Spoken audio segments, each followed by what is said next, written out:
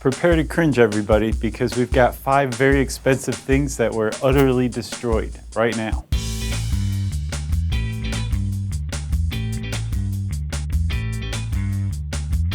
Let's start with number 5, Banksy. You know Banksy, he's the anonymous British street artist who likes to go around the world and make really awesome stencils.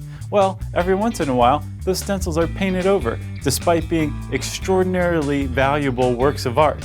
Especially in Melbourne, Australia, where in 2010, a city anti-graffiti crew went around painting, doing their job, and painted right over one of Banksy's stencils, the parachuting rat. What's even crazier is this isn't the first time this has happened in Melbourne. 2 years earlier, in 2008, another city anti-graffiti crew painted right over a Banksy stencil of a man in a trench coat wearing an old-timey diving bell, which, FYI, a similar version of that had sold in London for about $500,000.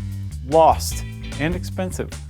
You know Thomas Jefferson, one of the founding fathers, a polymath and all-around grand genius. Did you know, though, that he was also a big-time wine enthusiast? Yeah, he was the ambassador to France for the United States before he was president, and a bit of a Francophile.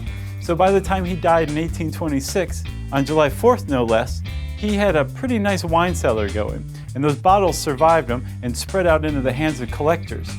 As America matured in its appreciation of wine, by about the mid-80s, a man named William Sokolin, a wine dealer, figured that one of his bottles of a Jefferson vintage was ready for sale.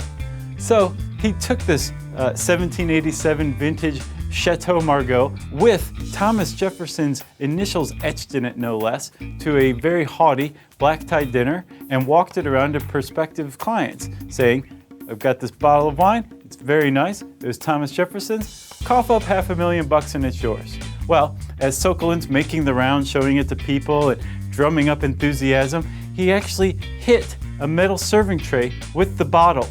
And his stomach must have sank as he realized that the precious wine was pouring out of the cracks onto the floor, forming what one observer called the world's most expensive puddle, and utterly losing that bottle of Chateau Margaux forever. And now we're off to China, which is known for its strong social and political repression, and its lovely porcelain. Anybody who's ever handled a nice porcelain dish knows that they break kind of easily, so you treat them with kid gloves.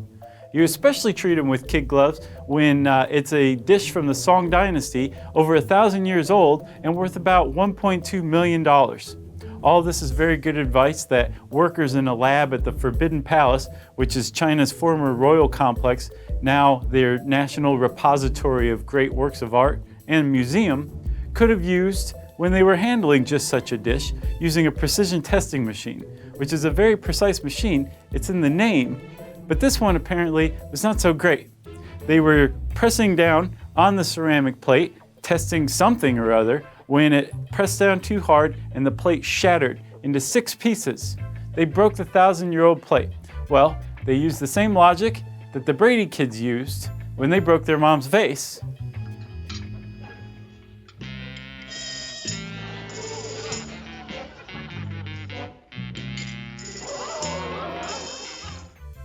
Right, they glued it back together. They glued a 1,000-year-old million-dollar plate back together and hoped no one would notice. Well, word got out very quickly and the plate was utterly and completely devalued. Lord knows what happened to the employees. But hopefully they took a look at the machine, because that year alone it had damaged 50 other works of art. Just get a new precision machine, China. Are you ready for some football? American football that doesn't really use the feet? College football to be specific? Well, if you follow that kind of thing at all, you may be somewhat familiar with the Bcs Trophy, which is basically a giant, bumpy, crystal football. It looks kind of like what a giant football would look like in the world of Minecraft or something like that. Well, it's given out very prestigiously to the winner of all of college football that year. It means you're the big cheese, you're the best out of all 130 teams. That's what that trophy means. And it's pretty rare too. About 28 of them have been given out in college football since 1986. So it's a very big honor, plus they're not exactly cheap. Each one costs about $30,000 and are manufactured in Waterford, Ireland, which is the home of fine crystal. So they're a big deal, in other words, and they're expensive. So you can imagine how one Mr. Carlton Tinker felt when he broke Alabama's BCS Trophy.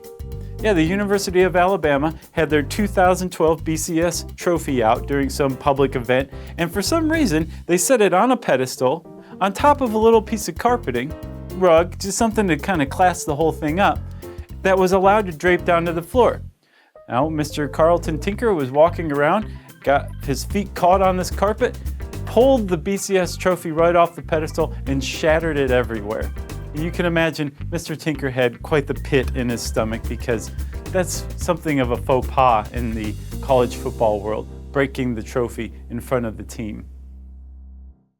Lastly, let's go to Florence, where they have tons of beautiful artwork, and specifically we're going to go to the Museo dell'Opera Duomo, a museum that houses all sorts of priceless works of art, including one of the Virgin Mary by a sculptor named Giovanni D'Ambrosio.